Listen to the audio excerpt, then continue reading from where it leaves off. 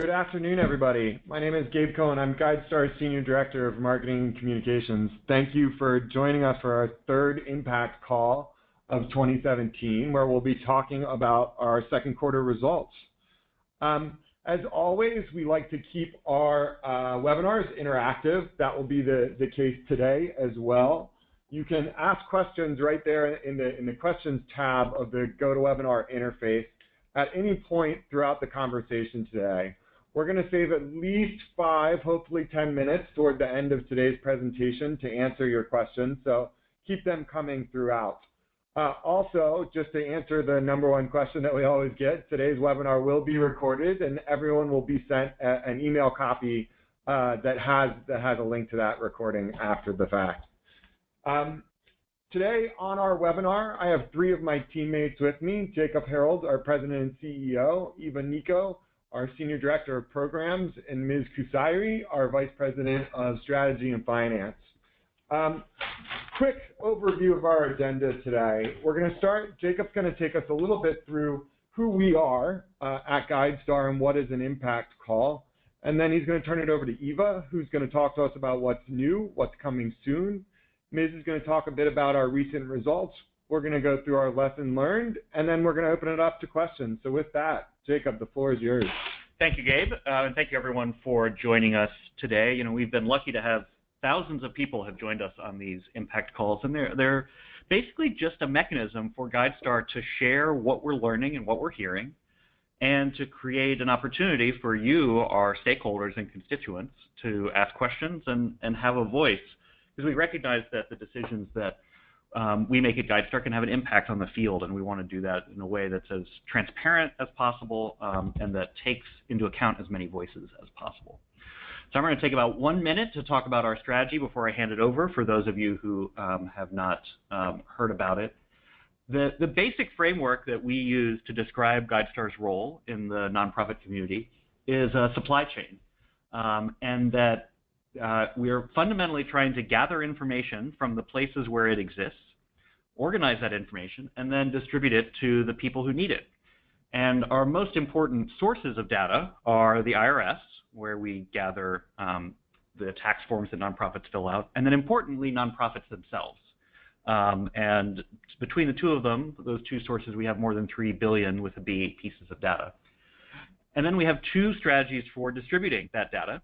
The first is through our website, GuideStar.org, and Eva will talk about some major improvements in that website in just a moment, which has about 8 million users a year. And then the other mechanism is through our network of 200 partners, ranging from Fidelity to community foundations to Facebook, that use our data on their own platforms. So there's both a retail and a wholesale strategy. And our hope is that together we're able to get the right information to the right people at the right moment to make a better decision for a better world.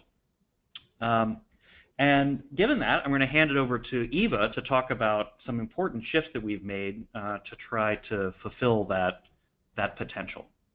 Eva, take it away. Thank you, Jacob, and thank you everyone for joining us today. Before I launch into what's new on GuideStar.org, I wanted to ask our audience a question.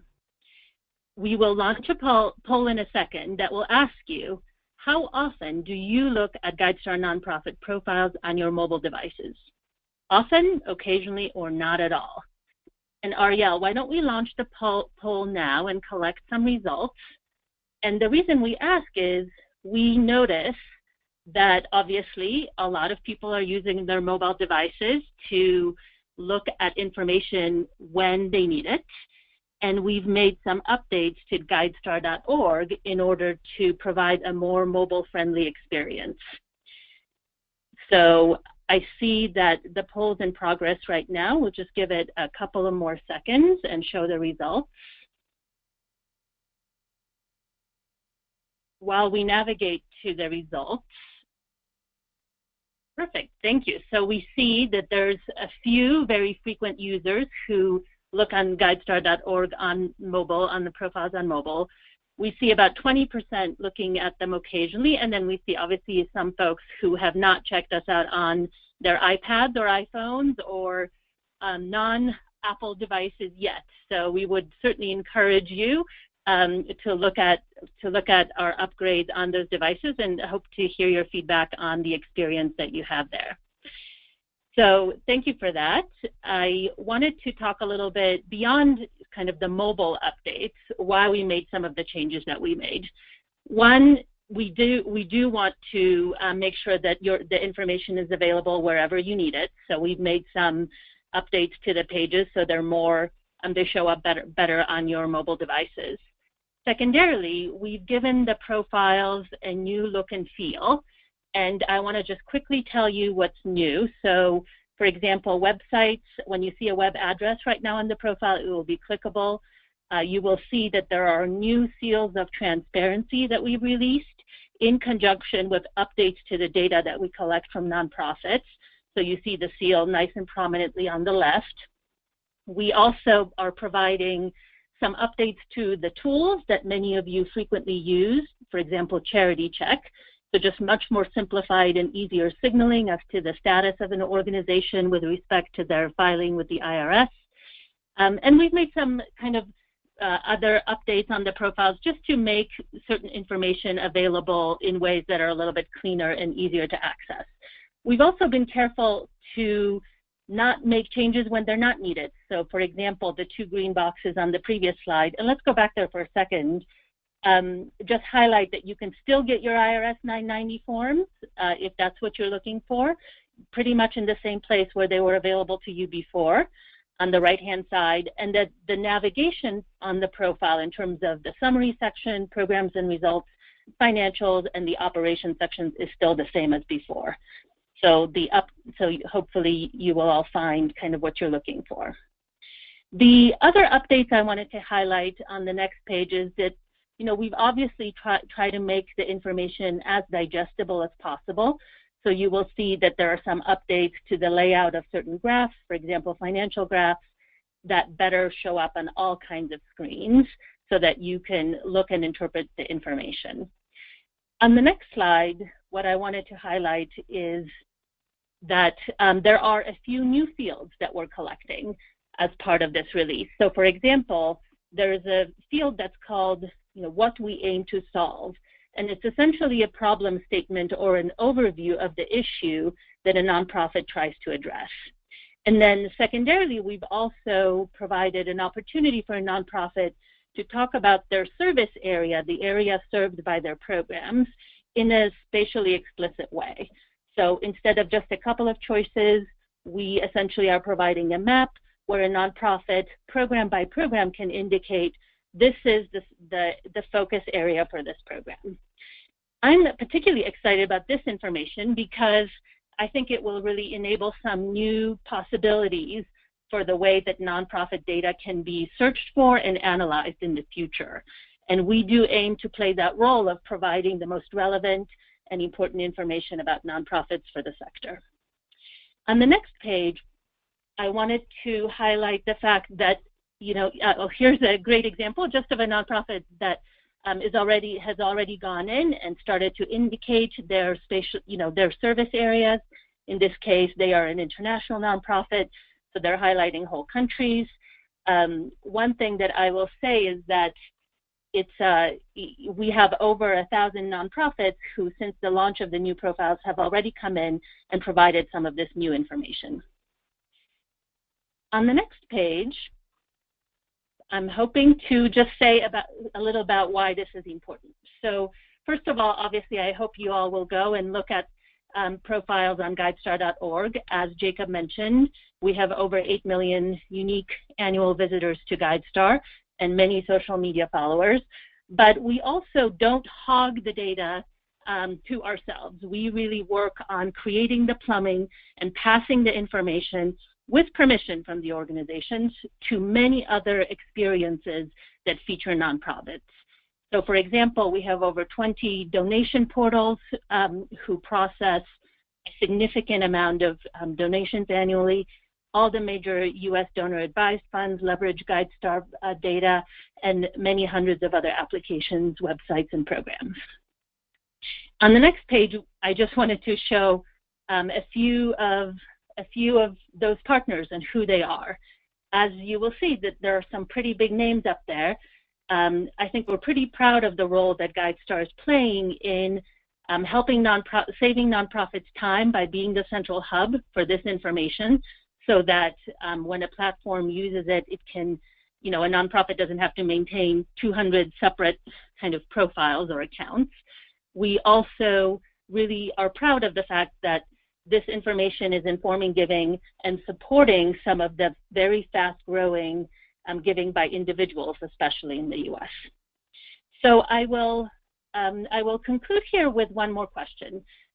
Obviously, we are planning on continuing to evolve the data that GuideStar collects, and want to do so in response to what's needed, what's seen as important. So we wanted to launch one more poll in the closing my section. What kind of information are you looking for?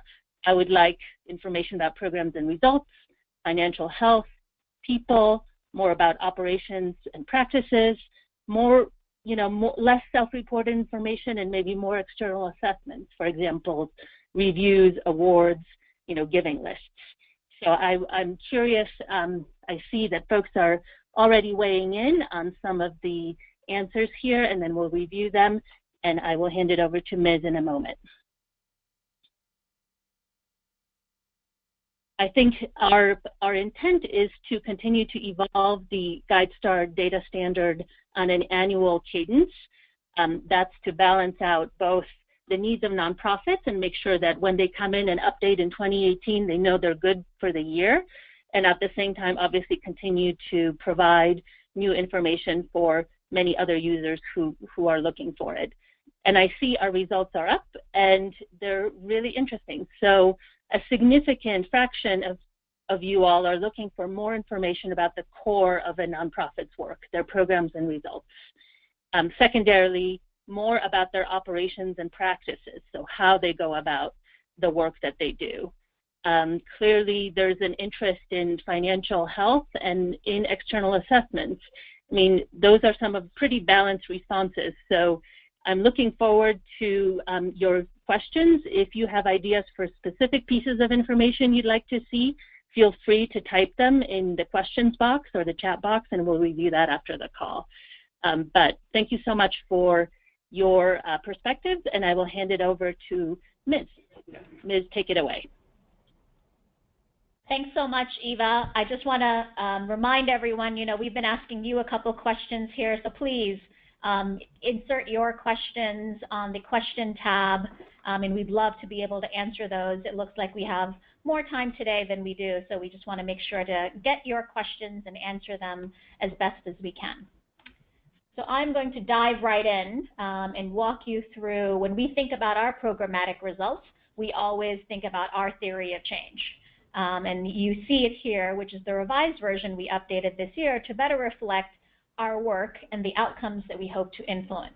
So you'll see that GuideStar's activities and our user outcomes in blue at the top is only a part of the greater work that is in the philanthropic and nonprofit infrastructure space and the work of other nonprofits as well in gray below. Overall, we collectively hope to impact those field-wide outcomes, more and smarter giving among donors, and less waste and higher performance among nonprofits.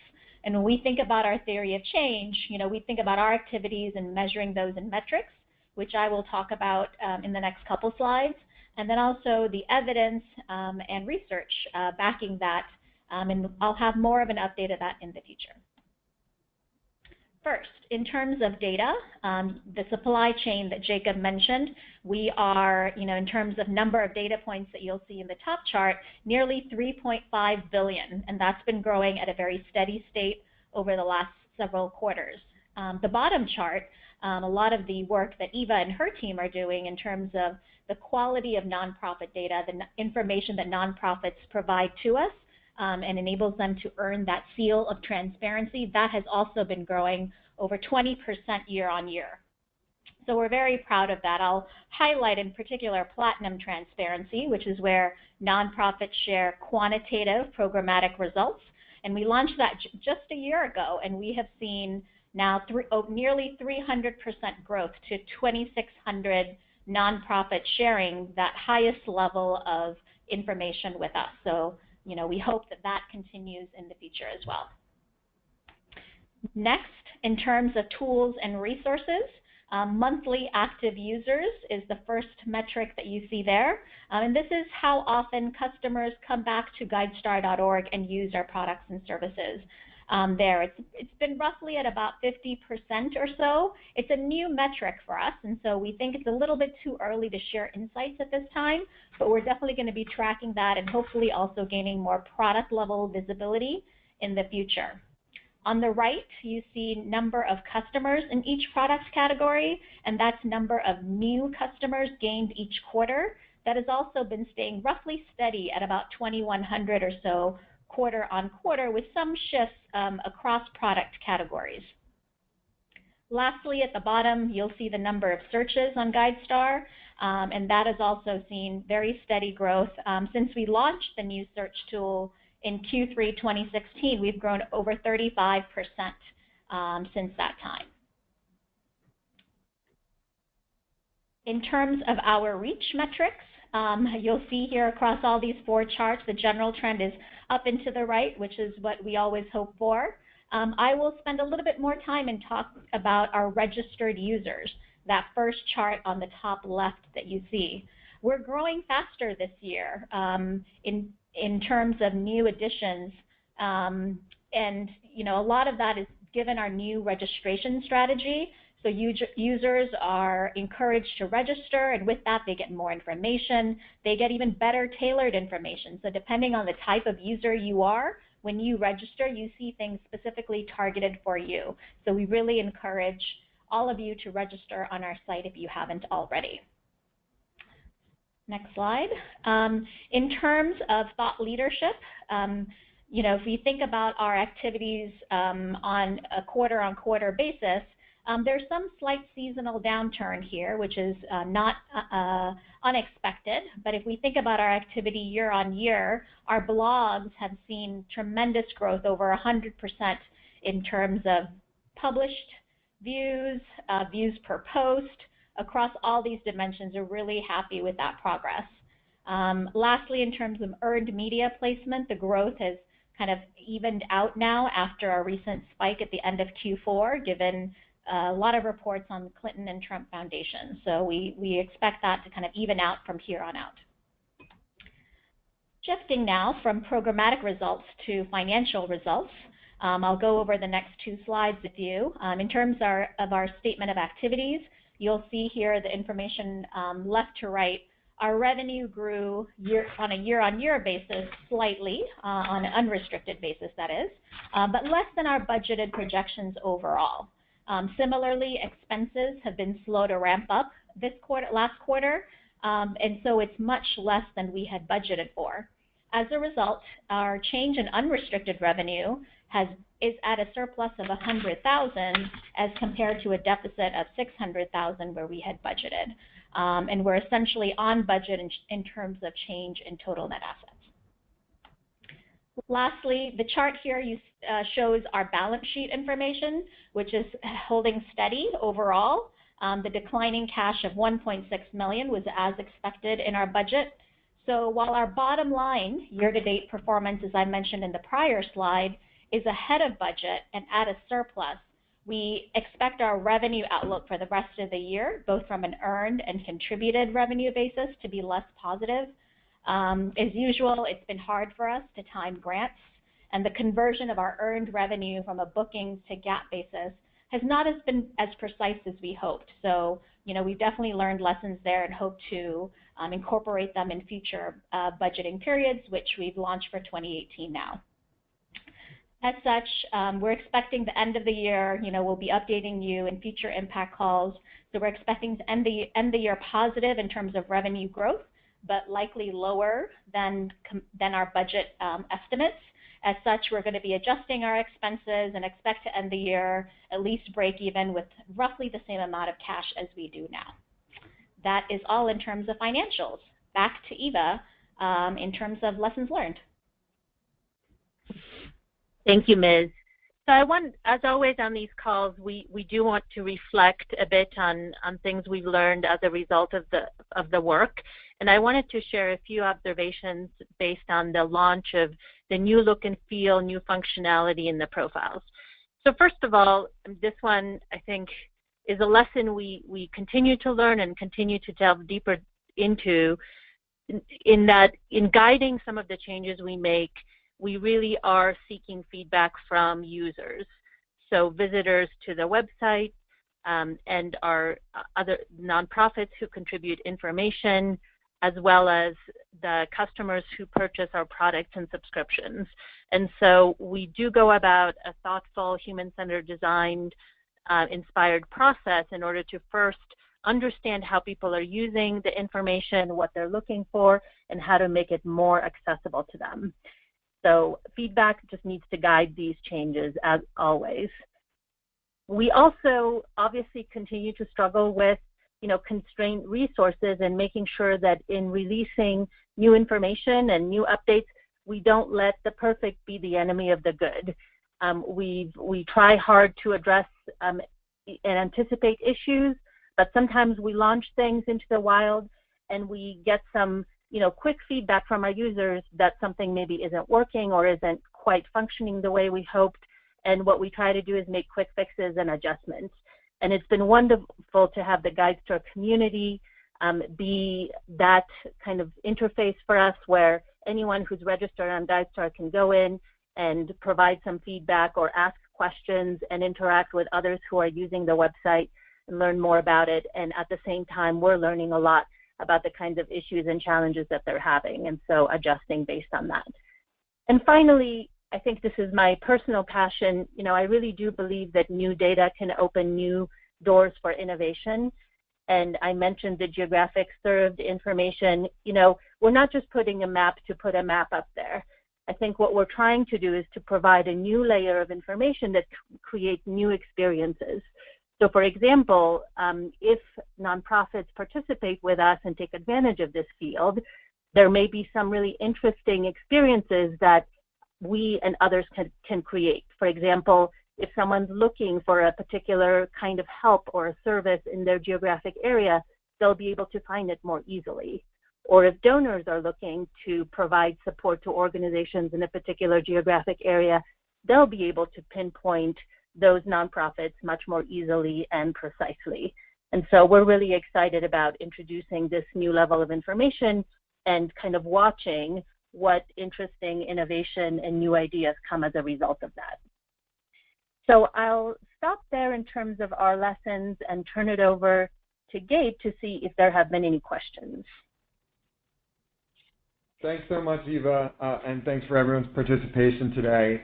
We are going to hop over to some questions now, and the first question that we got today was just asking for us to talk a little bit about how you navigate around the GuideStar site. So I'm actually just going to share my screen real quick and show you guys what it looks like to navigate around the GuideStar site. So,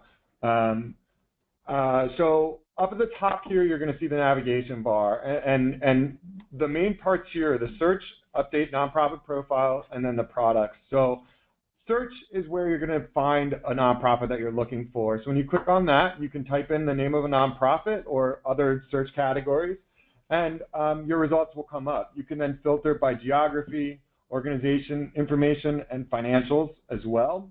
And then once you found the nonprofit that you're looking for, you can click it, and then you'll go to their profile page. And this is what's new and what Eva had been showing off, but broken down into 4 different sections still. A summary up at the top, and then you've got your programs and results after that, and this is where those new maps live. And then you've got finances after that, and then at the very bottom, you've got operations. So similar breakdown as before. And then if you want to update your organization's profile, which is one of the things that we talked about, you just click on Update Nonprofit Profile up at the top, and you'll be navigated to this page where you'll go through the process of claiming your profile.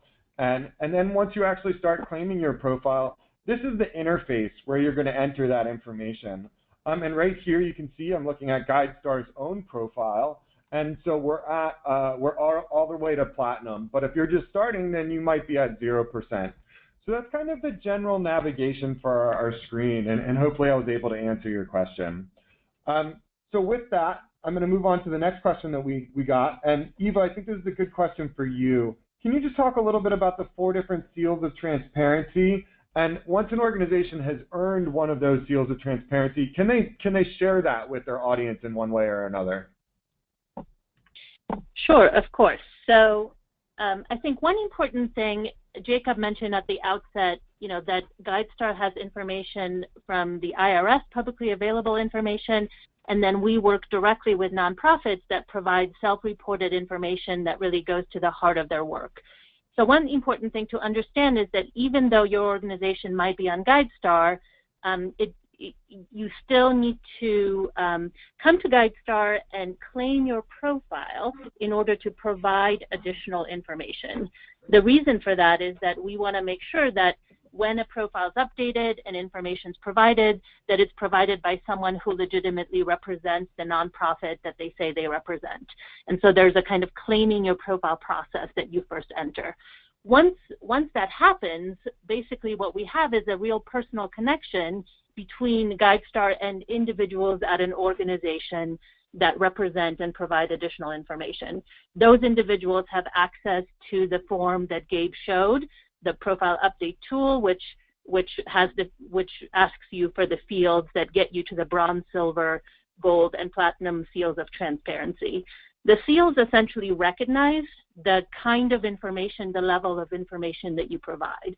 So a bronze seal recognizes an organization for providing kind of foundational information about them, their address, the names of their programs, the names of their CEO. Silver recognizes organizations for providing information about their financials, especially audited financials, which you can just upload. Gold recognizes organizations for saying a little bit more about their goals and their strategies and what they're trying to achieve in words. And platinum, as Ms. mentioned, recognizes organizations for beginning to share the quantitative indicators of their progress and results.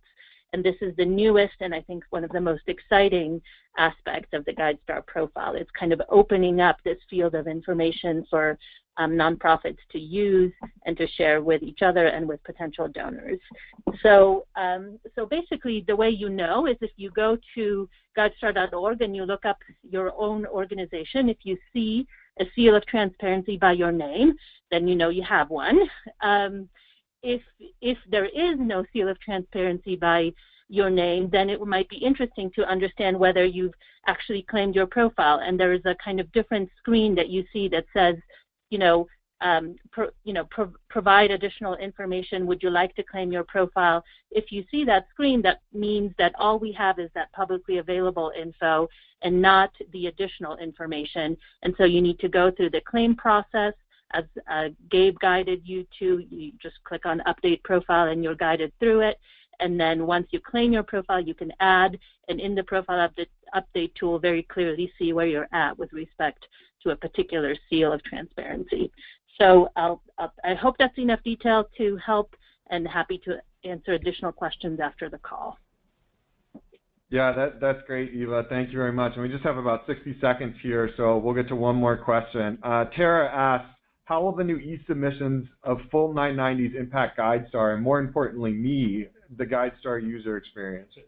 Well, Tara, it's a good question. It's something we talk about here all the time. And in the short term, and by short term I mean 1 to 2 years, it's just great for GuideStar. It means that we're able to get more information, and we're able to save money that we used to have to spend hand typing in a lot of that data. We're able to get it in electronic format from the beginning.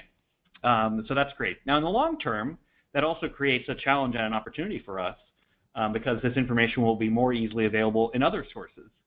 And so it creates a new chance for GuideStar to be more useful to the world and to go beyond just having the tax information. And we think that's actually very well aligned with our mission, because our mission is to say that nonprofits are complex, multidimensional, and that we need to provide information that reflects that. And so we want to build on top of the data we get from the 990 That's why the profile program is so important, especially I would say the gold and platinum levels. And so this is a great pressure and opportunity for us to be even more useful to the field. Great. Thanks, Jacob. And thanks to all of you out there for joining us today. We will be back in Q4 with our fourth impact call of the year. Hope everybody has a great afternoon. Thanks.